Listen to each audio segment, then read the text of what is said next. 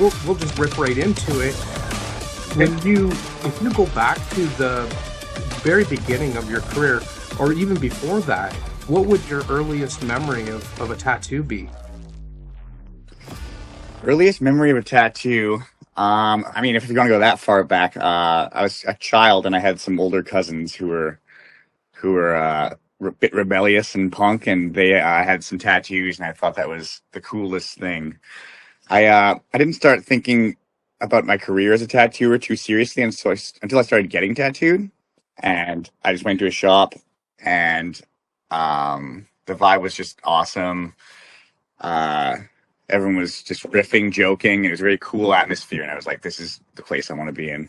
Yeah. And where did you go to get your first tattoo? Black and Blue in Nanaimo. Oh, okay. And Yeah, so I which think I remember Rob Noseworthy was an apprentice at the time, and so he was just learning to tattoo when I started getting tattooed over there. okay. I interviewed him quite some time ago now. I think back in 2010 or 9, something like that. Oh yeah, a while ago. Yeah. So then after you started getting tattooed, what you were getting really interested in doing tattoos, and how did you make that transition into to doing them? Well, I was talking to my tattoo artist, or the guy that was tattooing me, and he suggested that I go to art school just to like refine my drawing skills. I don't have to go to art school to be a tattooer, but I decided to do that anyway. So I did 2 years at Vancouver Island University, just in the visual arts program, and then I did 2 years here at Emily Carr. And I think it did help my drawing style quite a bit. There's a lot of the technical based courses, life drawing, did a lot of life drawing, and that helped out quite a bit. And then I just sort of knew I wanted to get an apprenticeship right after that. Okay. And so where did you seek out an apprenticeship? I went to a lot of shops around town. I ended up getting an apprenticeship by a man named Jimmy Collier at Lotus Land Tattoo. It was a shop out in Kitsilano that was started by him and Adam Sky. Mm-hmm. And so it was just him working. He was kind of known for cover-ups and freehand tribal in the 90s. So he took me on, and yeah, I mean, it was quite a good apprenticeship. It was like, he was kind of an old school guy, and so I, had to do a lot of machine building, stuff that a lot of tattooers don't really do anymore. I'm glad I sort of caught that wave right before it changed over. That's right. What year would it have been when you started that apprenticeship? Or how That old were you?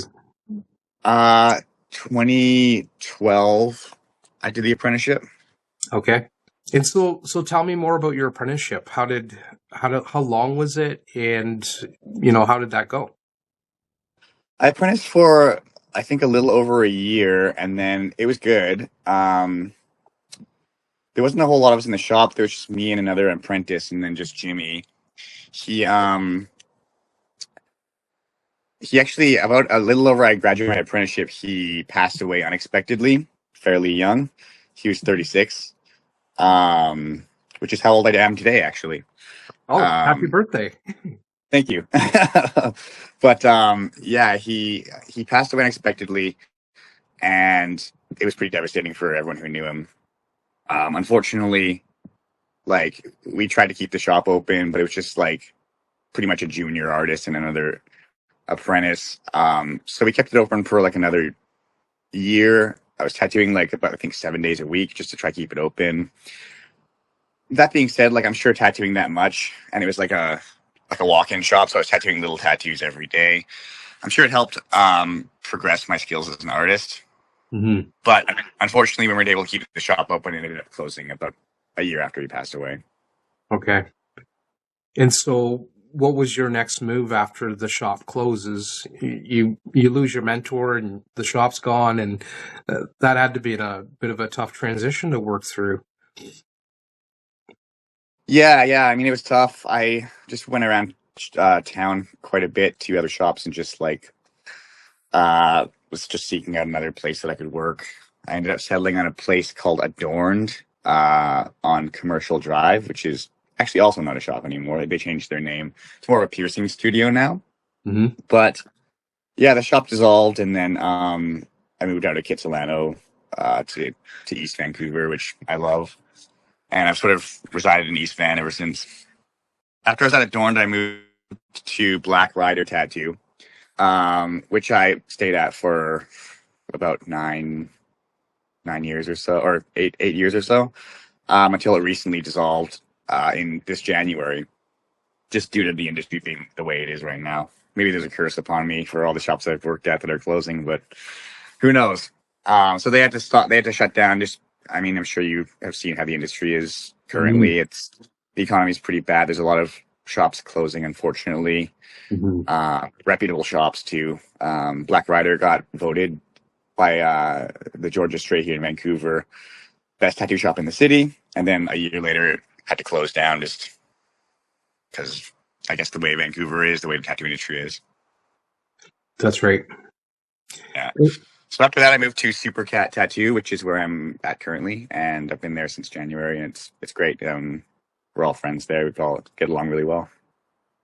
Now, with working at these different shops, what are some of the highlights of your experience in those places? Anything stand out to you? Yeah, I mean, they all sort of had their own kind of great things about them. Lotus Land, I I'm glad it was a walk-in shop because I feel as a developing tattooer, you sort of have to kind of do those a lot in order to get your skills up, right? You don't want to jump too quickly into larger projects. You need constant walk-ins to, be practicing and getting and honing your craft.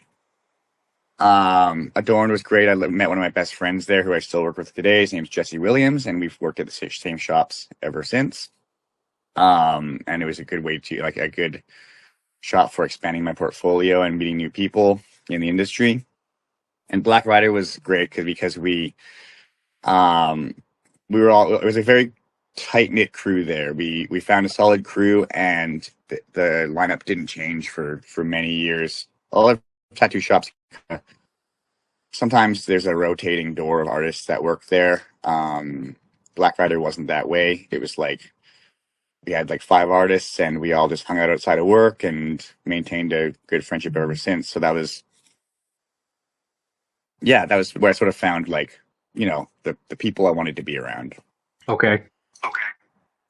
Did you find that that was a shop that sort of expanded you the most, or where do you think that you gained a good chunk of your skill set? I'd say probably Black Rider. I mean, I can't say about Supercat just yet because I've only been there for, I guess, a couple months now, even though it's great. But I feel like Black Rider was sort of where I started, I guess, really developing more as an artist.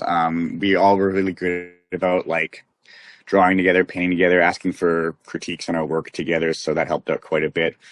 Sometimes I mean, not sometimes, when you're doing tattoos and art, you don't want people just saying yes all the time. You want people saying, like, these are what I think you need to work on. This is how you can do this better, which is great.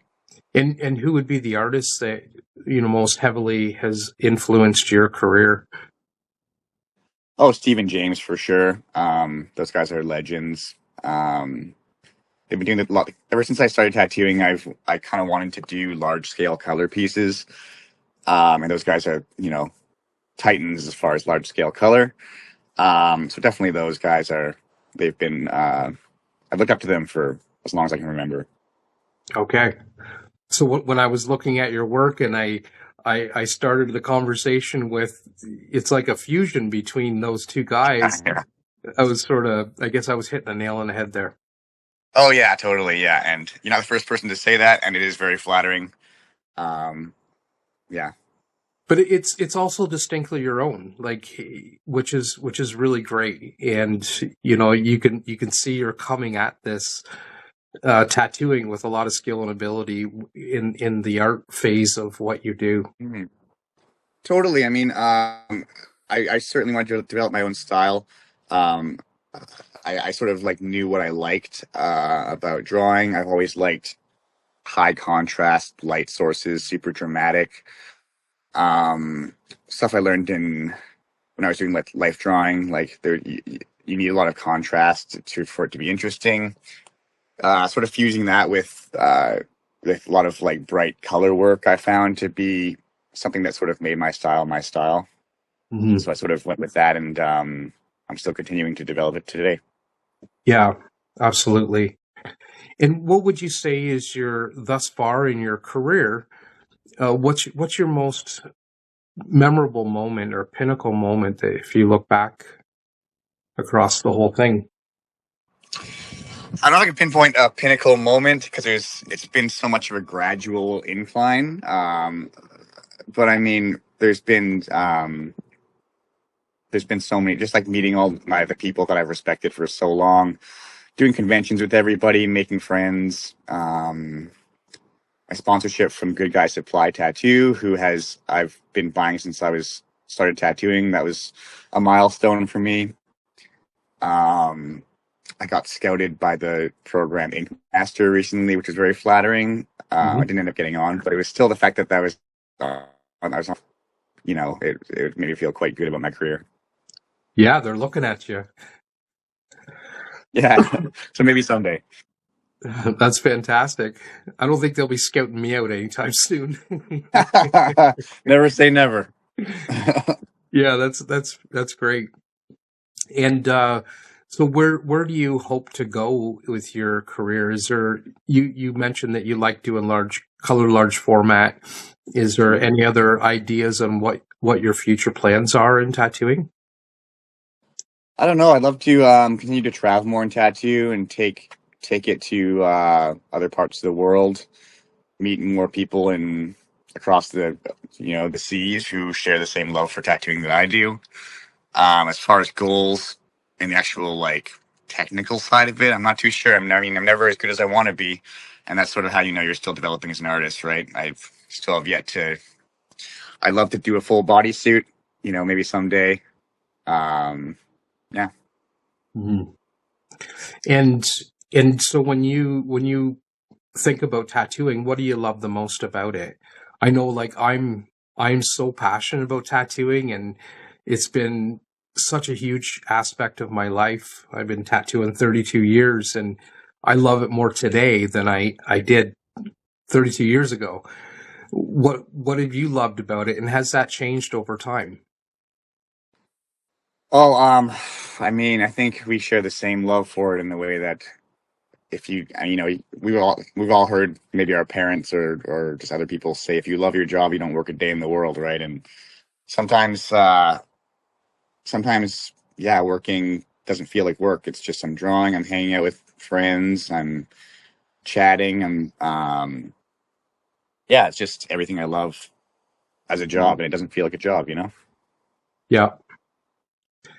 And And nothing's ever changed in the negative way. It's like I've always sort of loved it more and more, and I guess that's feeling pretty very good about that, and the fact that I haven't been doing it as long as you by any means, but usually after doing something for 10 years, you sort of find a lot of stuff you don't like about it, and I'm still riding pretty high on it, so things are yeah, still very enjoyable.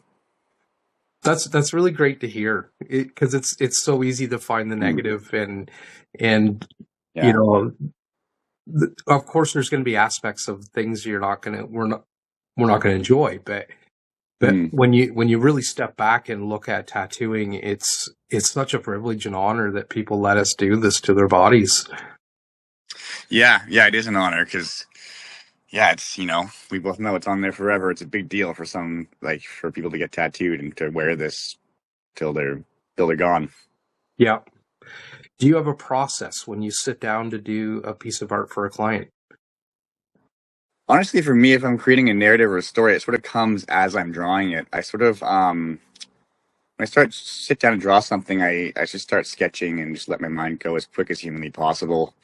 It's one of the things sort of taught me to do in school is just get things down faster. And if you don't like it, you can always, sort of the more iterations you do, the more like the quicker you do them, the easier you're going to find out something that you like. So I just start going and it could take a few, like many different compositions before I settle on something that I like. But once I sort of get the composition, that's when I sort of like start thinking about the narrative, and I'm like, okay, well, what is happening in this image? Like, why is this maybe character doing what he's doing, and what could be the results of what he's doing, and it sort of comes as I go.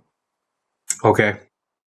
And what advice would you give other tattooers that are all looking up to what you're doing currently, and what kind of drawing advice would you give to them, or advice in general?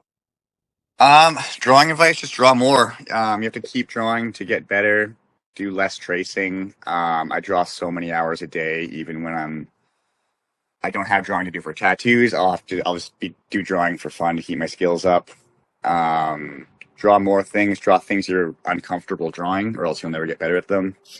And don't be too precious to things that you've already drawn. Like, rework them. If there's things you don't like about them, ask other artists why they what you think you need help with, or what you could change about them. There's always work to be done, and even if it's like a really good drawing that you love, maybe try to take a look at it in a year or two later and see if there's anything that you change about it. Yeah, that's some sound advice. Tattooing has changed so much in the last 15, 20 years. The tools and the tattooing in general is so much different now. And you sort of have to be willing to embrace change to really extract what's here right now. And because there's so much, there is still lots of great, amazing things about tattooing. And even with it slowing down, maybe it's an opportunity for people to draw more and put more effort into the pieces they are doing.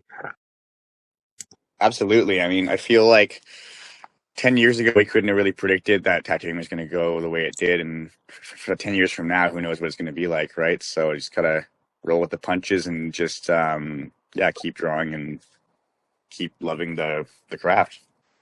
Any thoughts about where you see tattooing going in the next 10? It's such a random guess, right? But yeah, I mean, I feel like the industry is so oversaturated with tattooers right now, or if not tattooers, people who started picking up tattooing as hobbies, say during the pandemic and stuff. I feel like in the next little bit, we're going to see some of those people sort of drop off who aren't loving the industry as much as the people who've been in it since day one, right? So I feel like we're going to see maybe a fall in the number of active tattooers out there, and then the ones that are going to be still going are going to be the ones that love it more than anyone. Mm-hmm. Do you attend the different conventions, and if you do, how do you like working in that sort of atmosphere? I love doing conventions. I try to do like as many Canadian ones as I can a year. They're so fun. It's sort of like a family reunion. You get to see all your friends that you don't usually get to see, or friends that you haven't seen in years. It's great to be able to tattoo just people who don't live in your city. Yeah, they're always fun. I love doing conventions. I want to do more of them. I want to do some overseas. That'd be great. Mm-hmm. Are you going to be at Nick's this year? I am, yes. Okay, I'll be there. So excellent. I'll certainly come by and I'll come by and say hi. Yeah, that'd be great. We'll snap a photo together. Absolutely. Yeah. Your work really stands out as somebody who's really putting forward amazing tattoos. So it was important to me to catch this interview. There's a few more from your generation I need to catch too. Yeah, well, thank you so much. I mean, it means a lot. Especially being part of this generation. There's so many good tattooers in this generation that have just like popped up out of nowhere. You know what I mean? I'm always just discovering new artists. I'm just like, how have I not come across you before? Like, the work is insane. I know. Right? So yeah, it means a lot. It means a lot that you chose to interview me. Well, thanks so much for your time today. I really appreciate your willingness to jump on camera and let me poke some questions at you. Oh, absolutely. Thanks again for reaching out. Yeah, looking forward to seeing what comes out of it. Okay, great. All right. You have a wonderful day. Thanks again. Yeah, you as well. I'll see you at the next show. I'll see you next.